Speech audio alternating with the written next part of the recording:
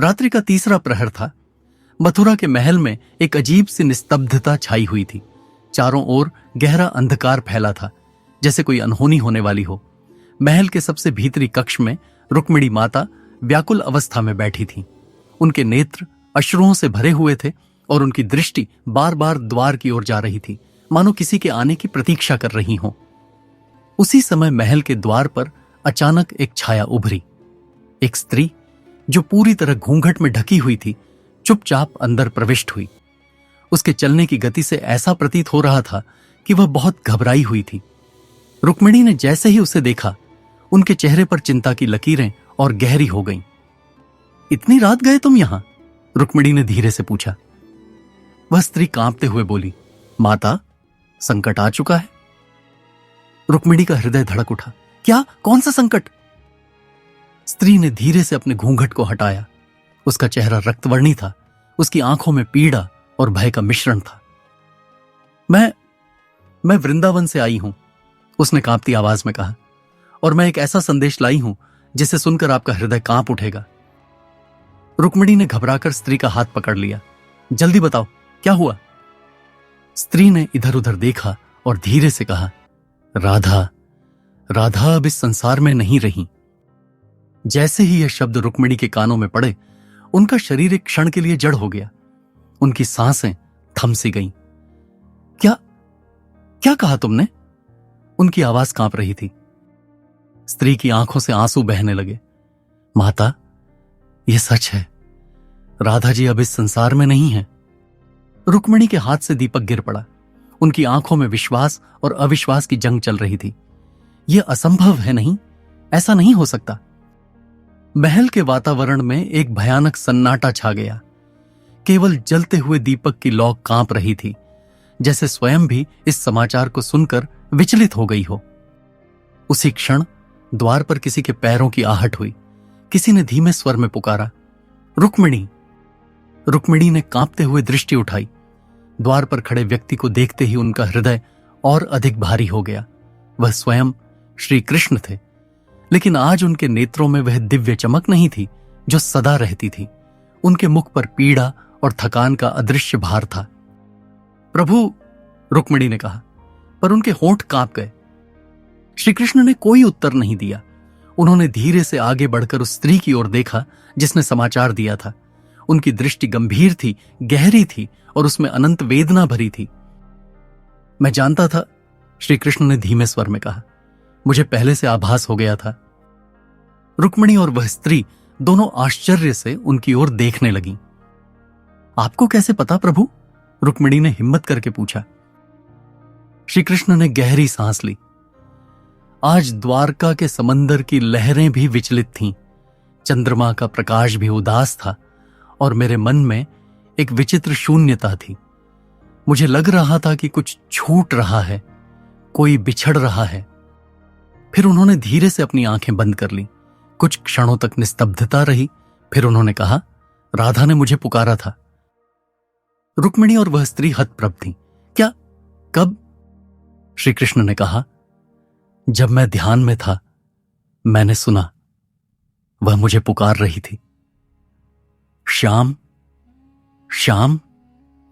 उसकी आवाज कमजोर हो रही थी, जैसे धीरे धीरे किसी दूसरी दुनिया में समा रही हो। मैं उसे रोक नहीं सका, मैं उसे बचा नहीं सका। रुक्मिणी के नेत्रों से अविरल अश्रुधारा बहने लगी। क्या आपने उन्हें अंतिम बार देखा? रुक्मिणी ने कांपती आवाज में पूछा। श्री कृष्ण ने कोई उत्तर नहीं दिया। उन्होंने धीरे से अपने करकमल खोले। उनकी हथेलियों में एक छोटा सा मुरझाया हुआ पुष्प पड़ा था। यह, रुक्मिणी ने आश्चर्य से देखा, यह वही पुष्प है जो राधा ने मुझे भेंट किया था अंतिम बार। श्री कृष्ण का स्वर टूट रहा था। रुक्मिणी के हाथों से दीपक छूटकर गिर पड़ा। सारा महल शोक में डूब गया। रुक्मिणी की आंखें उस मुरझाए हुए पुष्प पर टिक गईं। उनका हृदय भारी हो गया। उन्होंने कांपते स्वर में पूछा, प्रभु, यह पुष्प आपको कब और कैसे मिला? श्री कृष्ण ने धीरे से वह पुष्प अपनी अंजलि में कसकर पकड़ लिया, जैसे उसे छोड़ना नहीं चाहते हों। उनकी आंखें दूर शून्य में कहीं खो गईं। जब राधा अंतिम सांसें गिन रही थीं, तब उन्होंने मुझे पुकारा था। महल में सन्नाटा छा गया। केवल दियों की लौ कांप रही थी, जैसे वे भी इस पीड़ा को महसूस कर रही हों। रुक्मिणी और वह स्त्री दोनों चुपचाप श्री कृष्ण को देख रही थीं। वृंदावन के निकुंज में जहां हमने अपने प्रेम की अमिट स्मृतियां बनाई थीं, वहीं राधा अंतिम समय में बैठी थीं। उनकी आंखें निर्जल हो चुकी थीं, शरीर क्षीण हो गया था, लेकिन होठों पर वही नाम था, श्याम श्याम। श्री कृष्ण की आवाज कांप गई। मैं वहां नहीं था, परंतु मेरी आत्मा वहां थी। रुक्मिणी की आंखों में आंसू छलक आए। फिर क्या हुआ प्रभु? श्री कृष्ण ने एक गहरी सांस ली और बोले, राधा के चारों ओर वृंदावन की गोपियां और कुछ संतजन खड़े थे। वे सब उन्हें रोकना चाहते थे, परंतु राधा केवल मुझे देख रही थी। मेरी अनुपस्थिति में भी वे मुझे ही देख रही थी। श्री कृष्ण ने धीरे से अपनी आंखें बंद कर लीं। राधा ने अपने अंतिम क्षणों में अपने सिरहाने रखा एक पुष्प उठाया। वह वही पुष्प था जो मैंने वर्षों पहले उन्हें उपहार में दिया था। वह अब मुरझा चुका था, परंतु उनकी उंगलियों ने उसे इस तरह पकड़ा जैसे वह अभी भी खिला हुआ हो। वातावरण में गहरी शांति छा गई। दीपक की लौ मंद पड़ गई, जैसे उसने भी शोक की चादर ओढ़ ली हो। राधा ने उस पुष्प को अपनी छाती से लगाया और धीरे से फुसफुसाई, श्याम। श्री कृष्ण का कंठ अवरुद्ध हो गया। कुछ क्षणों तक वे मौन रहे। फिर उन्होंने भारी स्वर में कहा, और फिर उनकी सांसें थम गईं। रुक्मिणी की आंखों से अविरल आंसू बहने लगे। महल की दीवारों ने भी जैसे यह दुख अनुभव किया। लेकिन यह पुष्प आपको कैसे मिला? रुक्मिणी ने कांपते हुए पूछा। श्री कृष्ण ने अपनी हथेली खोली। राधा ने इसे कसकर पकड़ा था, लेकिन जब उनकी आत्मा शरीर से मुक्त हुई तो यह पुष्प हवा में उड़ गया, और उसी क्षण जब मैं ध्यान में था, यह पुष्प मेरे हाथों में आ गिरा। सभी आश्चर्यचकित थे। श्री कृष्ण ने धीरे से पुष्प को चूमा और कहा, राधा मेरे पास नहीं रही, लेकिन यह पुष्प, यह उनकी अंतिम स्मृति है। रुक्मिणी ने हिम्मत करके पूछा, प्रभु, आपने कभी राधा से मिलने की चेष्टा क्यों नहीं की? श्री कृष्ण चुप हो गए। उनकी आंखों में अनकही वेदना थी। उन्होंने धीरे से कहा, राजधर्म ने मुझे बांध दिया रुक्मिणी। मैं चक्रवर्ती सम्राट बना, लेकिन अपनी आत्मा से सदा दूर रहा। उनका स्वर और गहरा हो गया। राधा केवल प्रेम थी, और प्रेम का कोई अधिकार नहीं होता। मैं उनका था, पर मैं उन्हें कभी अपना नहीं कह सका। महल की हवा भारी हो गई। रुक्मिणी अब कुछ नहीं कह सकी। श्री कृष्ण ने धीरे से पुष्प को अपनी अंजलि में रखा और कहा, अब वृंदावन मुझे बुला रहा है रुक्मिणी। रुक्मिणी कांप गई। क्या आप अब वहां जाएंगे? श्री कृष्ण ने कोई उत्तर नहीं दिया। उनके नेत्रों में असंख्य भाव उमड़ रहे थे। और फिर द्वारका के आकाश में एक तेज गूंज उठी। यह कौन सा संकेत था? यह कौन सा संकेत दे रही थी सृष्टि? द्वारका का आकाश घनी काली घटाओं से भर गया था। समुद्र की लहरें असामान्य रूप से उग्र हो उठीं, जैसे प्रकृति भी इस क्षण को महसूस कर रही हो। महल के बाहर तेज हवा के झोंकों से दीपक बुझने लगे, और वातावरण में एक अजीब सी बेचैनी फैल गई। श्री कृष्ण धीरे धीरे आगे बढ़े। उनकी चाल में एक अनोखी थकान थी, मानो उनका शरीर द्वारका में था, पर आत्मा कहीं और। रुक्मिणी घबराकर बोली, प्रभु, आप कहां जा रहे हैं? श्री कृष्ण रुके, पर उन्होंने कोई उत्तर नहीं दिया। उनकी आंखें द्वारका के दूर क्षितिज पर टिकी थीं, जहां से वृंदावन की स्मृतियां उन्हें पुकार रही थीं। रुक्मिणी ने आगे बढ़कर उनका हाथ पकड़ लिया। उनकी आंखों में आंसू थे। क्या आपने निर्णय ले लिया है? श्री कृष्ण ने पहली बार रुक्मिणी की ओर देखा। उनकी दृष्टि में असीम करुणा थी। उन्होंने हल्की मुस्कान दी, पर वह मुस्कान वैसी नहीं थी जैसी पहले हुआ करती थी। कुछ निर्णय मनुष्य नहीं करता रुक्मिणी, वे तो पहले से ही लिखे होते हैं। रुक्मिणी का हृदय कांप उठा। क्या आप हमें छोड़ देंगे? उनकी आवाज टूट गई। श्री कृष्ण ने कोमल स्वर में कहा, मैं केवल उसे लेने जा रहा हूं जो मेरा है। रुक्मिणी ने आश्चर्य से देखा। क्या? श्री कृष्ण ने अपनी अंजलि में रखा वह मुरझाया हुआ पुष्प रुक्मिणी की ओर बढ़ाया। राधा ने अपनी अंतिम सांस में इसे पकड़ा था, लेकिन इसे मुरझाने नहीं दिया। इसे मैं वृंदावन वापस ले जाऊंगा, वहीं जहां इसका जन्म हुआ था। रुक्मिणी के होंठ कांप गए। आप अब भी राधा को भूल नहीं पाए ना? श्री कृष्ण की आंखों में क्षण भर के लिए हल्की नमी उभरी, पर उन्होंने कोई उत्तर नहीं दिया। उन्होंने बस धीरे से मुस्कुरा दिया, वह मुस्कान जो शब्दों से कहीं अधिक कह रही थी। और फिर महल के द्वार पर अचानक तेज आंधी उठी। द्वारपालों ने घबराकर देखा। आकाश में काले बादल और घने हो गए। समुद्र की लहरें दीवारों से टकराने लगीं। ऐसा लग रहा था मानो पूरी सृष्टि किसी अनहोनी का संकेत दे रही हो। श्री कृष्ण ने रुक्मिणी की ओर देखा और कहा, वक्त आ गया है। वक्त किस चीज का? रुक्मिणी ने कांपते हुए पूछा। अपने अंतिम वचन को पूरा करने का।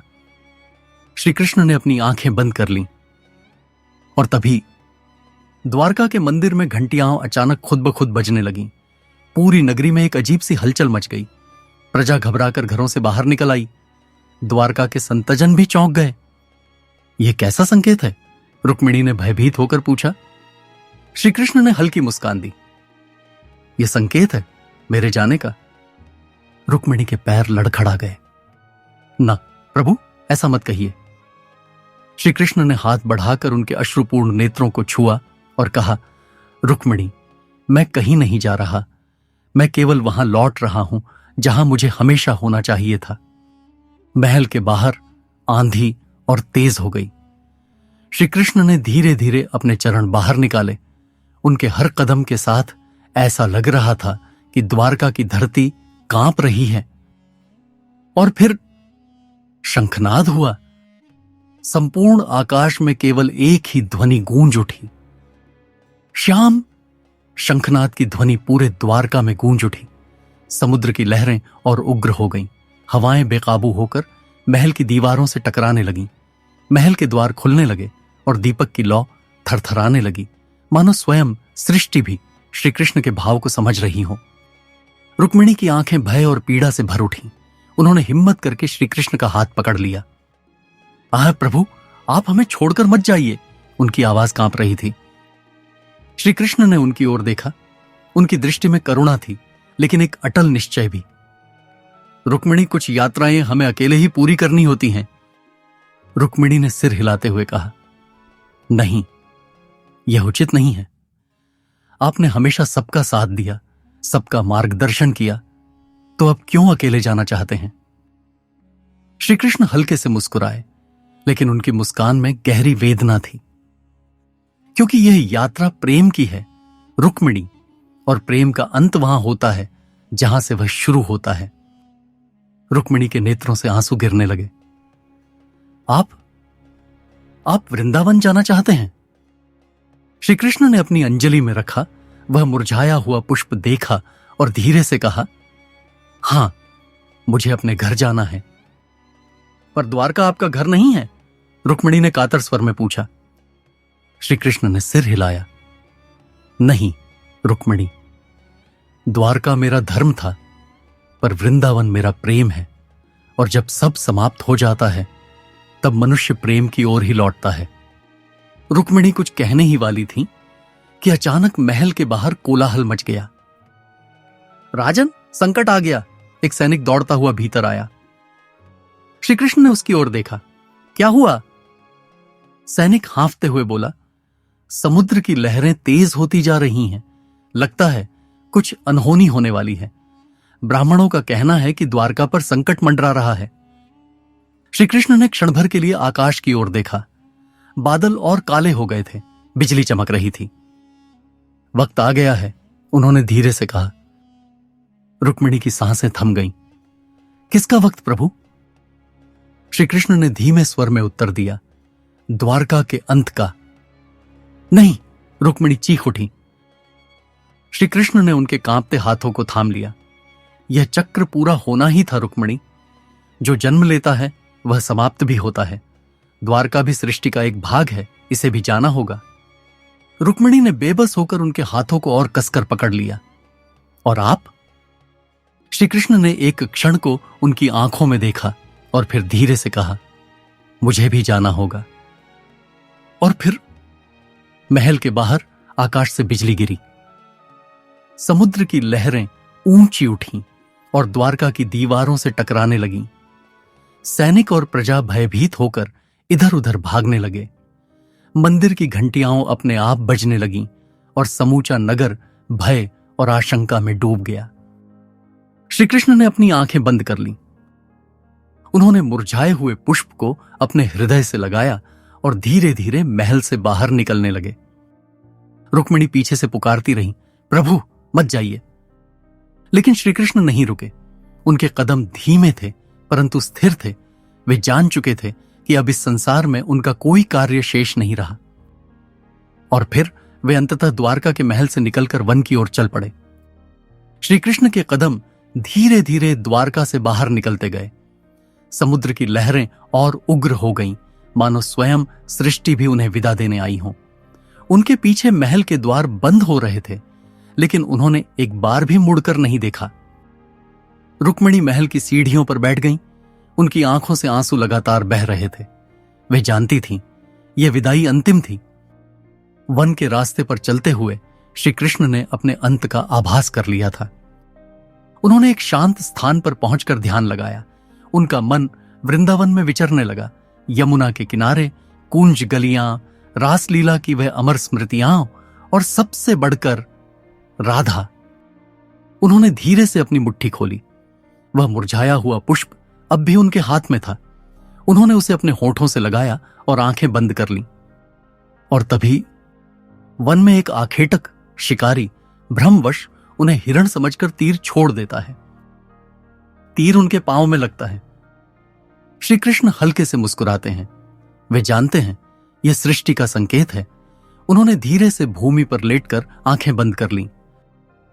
उनकी आत्मा धीरे धीरे शरीर से मुक्त होने लगी। और उसी क्षण दूर वृंदावन में यमुना के तट पर कोई हल्की सी आहट होती है। राधा की स्मृति में वर्षों से शांत पड़ा निकुंजवन अचानक महकने लगता है।